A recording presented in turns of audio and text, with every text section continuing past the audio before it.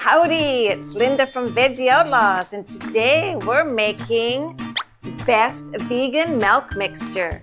So hop on board and let's get cooking. We start with 2/3 of a cup of oat milk.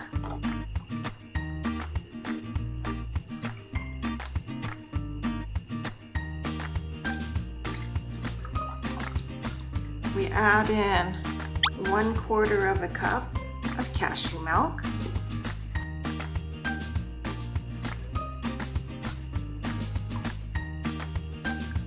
Followed by 4 teaspoons of coconut milk.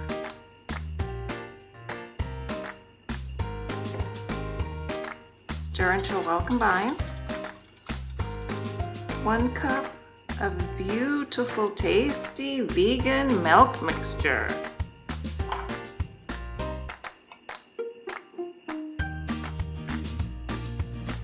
Let's give it a try. Oh my, that is so tasty. I love it in my coffee. If you like what we made today, just stir up that like button and subscribe for more delicious recipes.